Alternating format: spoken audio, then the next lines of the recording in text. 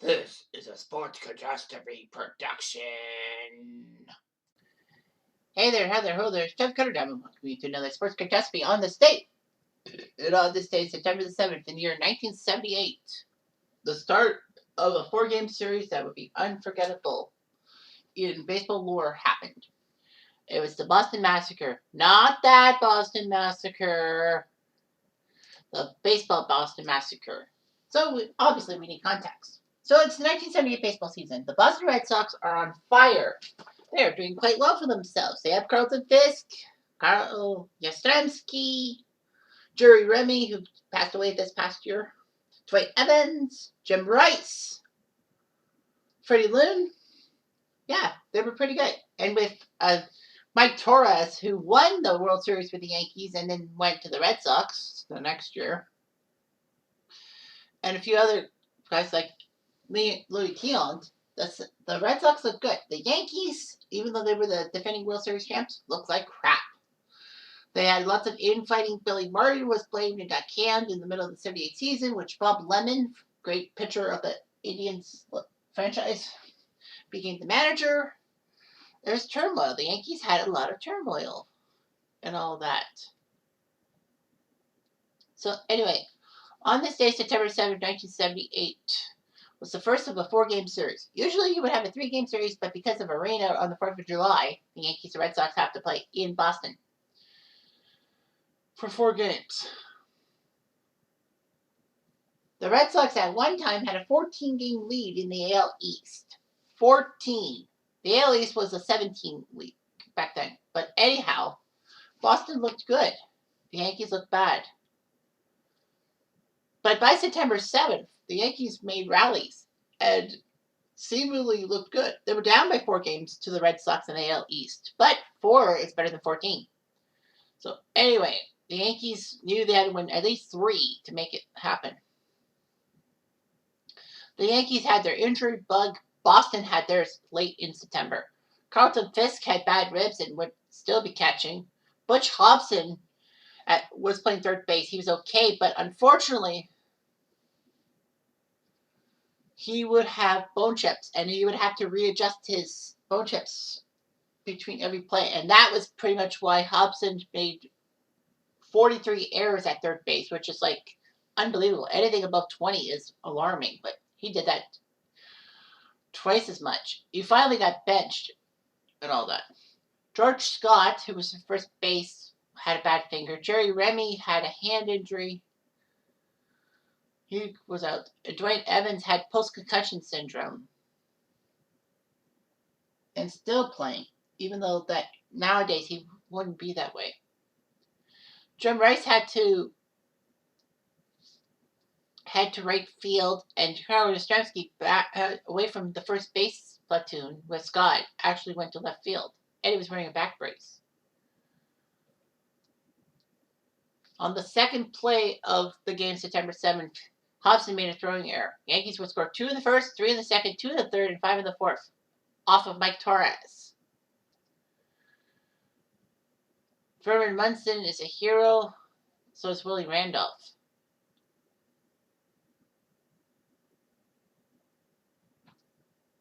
So anyway, the Yankees were up 12-0. Unfortunately, though, Catfish Hunter could not pitch the whole game. He was out in the bottom of the fourth due to a groin muscle. Ken Clay is the hero, in a sense. The Yankees win 15-3. So, good news. The Yankees win 1. So now Boston has to win. The Yankees and Boston both put up pitchers who are terrible, who you wouldn't think were good. Boston had to use Jim Wright. The Yankees used Jim Beattie, who was a rookie and all that. Unfortunately, Wright made a mistake and gave up 6 runs in the second inning. Reggie Jackson hit the only home run of that 4-game series in 1978. All that.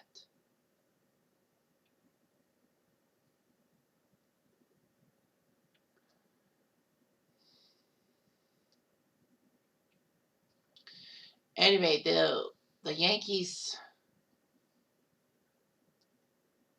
were or just powerful hitting and all that. George Scott just was not doing that well and all that. So anyway, George Scott had a brutal year in 1978. Beatty actually cruises and does leave after 8 and 2/3 innings, getting Ron Davis to pitch the last batter. Yankees win 13-2. So it's up to Saturday. And it's the NBC Game of the Week, as NBC would have Saturday afternoon baseball. It was huge. It was Ron Guitry, who was 20 and 2 headed to the September 9th against current Red Sox color commentator and better known for his closing with the Oakland A's, Dennis Eckersley, who was 16 and 6. It was huge. The Red Sox knew they could get a rally because Eckersley was 3-0 against the Yankees in 1978. And Ron Guitry would have to deal with that left field wall, the Green Monster. It was huge. It was no score through the first 3 innings. Okay, fair enough. Anyway, the 4th inning would be a huge deliverance. Chris Chambliss doubled. Don Zimmer, who was the Red Sox manager at one time, ordered that Nettles be intentionally walked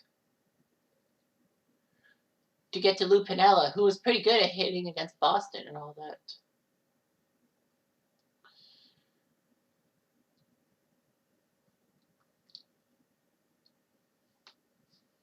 But anyway, with Dwayne Evans hurt, Jim Rice had to play right field, and then in left field, Yaz went back. Piniella hit a big double, scoring Chambliss.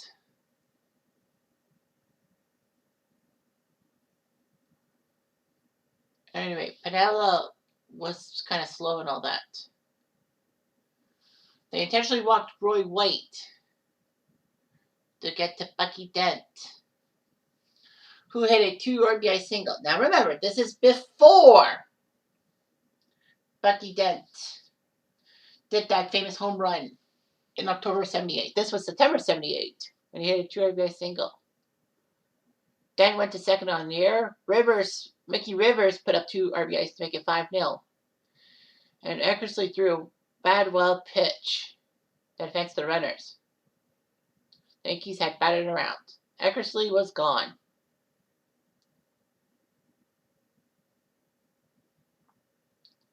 So Eckersley was not completely the best starter.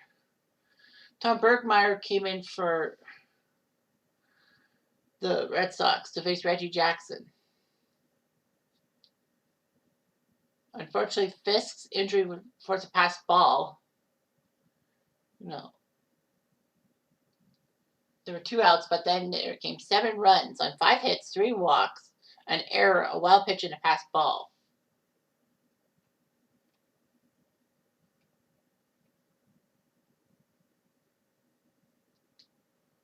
But Ron Guitry had cruised. He gave up only 2 hits the entire game.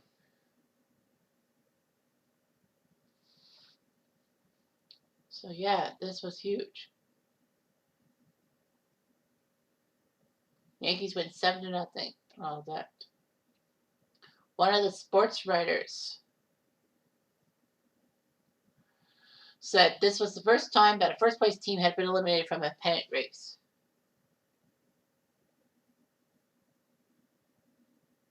Well, anyway, the Red Sox knew that coming into the 4th and final game on Sunday, September 10th, they needed a win to at least keep their division lead. All that.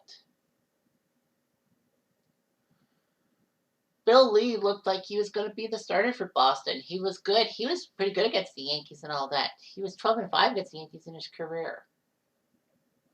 And rumors were that Louis Tiant was going to come in and pitch.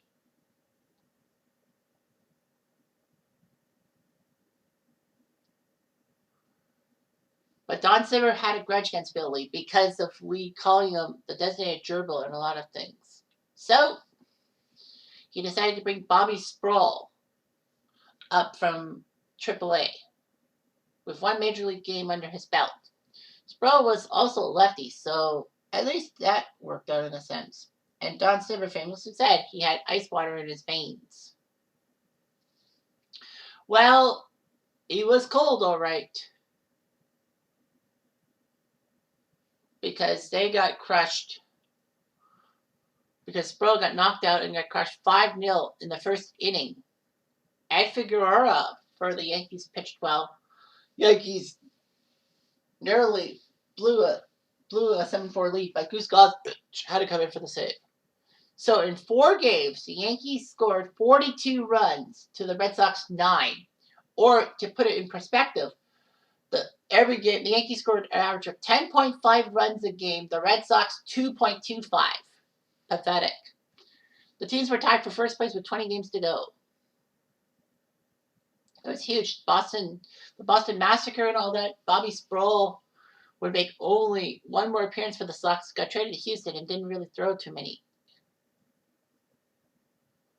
games and all there. Bill Lee was the whole of the rotation. From July 15th to September 7th, he only made 9 appearances. It was 0-7. Okay, fair enough. Bill Lee was 0-7. Fair enough. I can understand that. And he did pitch in Game 2 of the Massacre series.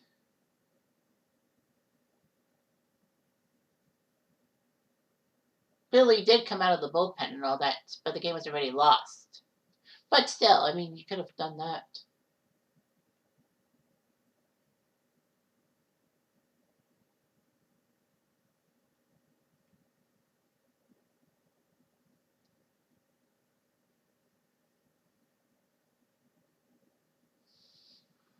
So, anyway.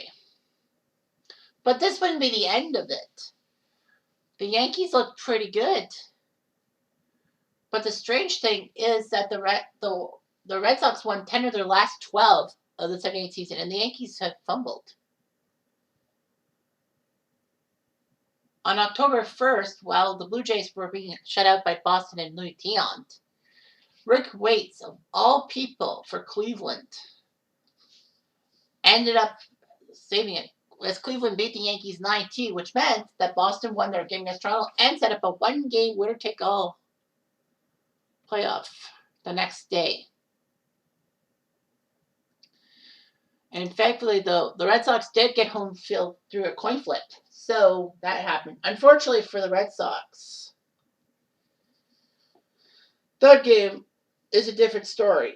Obviously, I won't talk about it too much in detail. I just say Bucky Dents, 3-run home run, Yankees win. Red Sox choke. Is it the biggest joke in Major League history for division? No.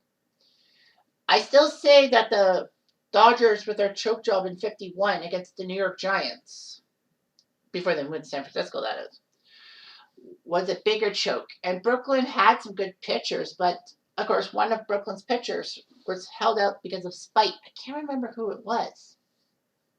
I think it was Glenn Labine, who got hit. And let's not forget Texas in 2012 having a 5-game lead with 9 left and choking their division. So, yeah, things could be worse. I still say it's the biggest choke in American League history, but not baseball history. Fight me on it. Anyway, I'm Jeff. I'm going to do